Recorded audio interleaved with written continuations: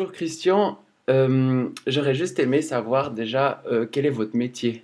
Alors, je suis éditeur, mais j'organise également de la logistique dans les régions polaires, donc et au nord et au sud. Ok, est-ce que vous arrivez à me dire combien de fois vous êtes allé au nord et au sud? Je ne sais pas compter.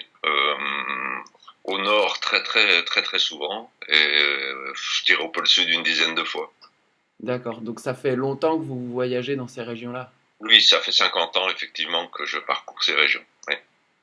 Ah ouais. Alors là, en fait, on travaille sur la géographie des pôles et on a vu que l'Antarctique, c'est assez facile de le délimiter puisque c'est un continent en soi.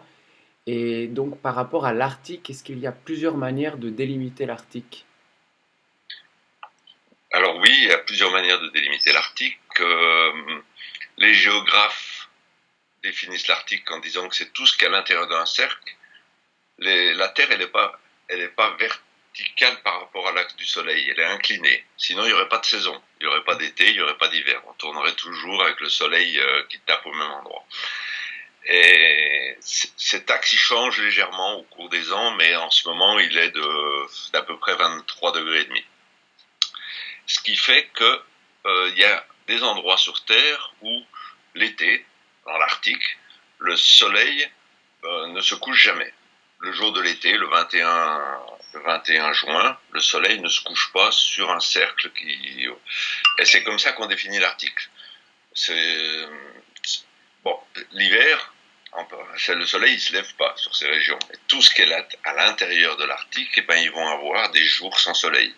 Et puis l'été, ils vont avoir des jours qu'on appelle le jour complet, le jour continu. Et c'est comme ça qu'est défini l'Arctique.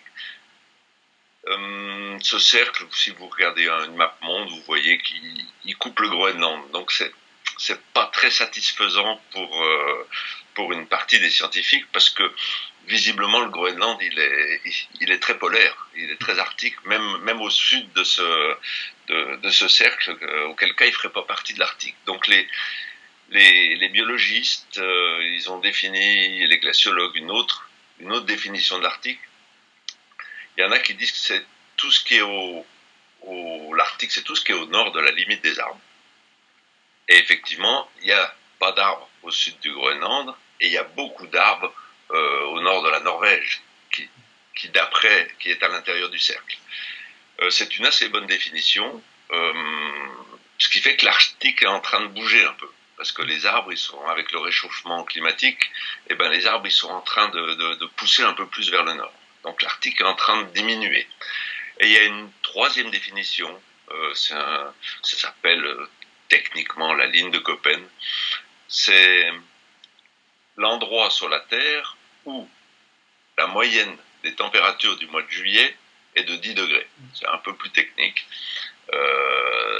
Donc ça fait une ligne qu'on appelle un isotherme. C'est compliqué parce que ça veut dire même température, isotherme. Et donc c'est très très proche de la ligne des arbres. C'est une troisième définition de l'Arctique.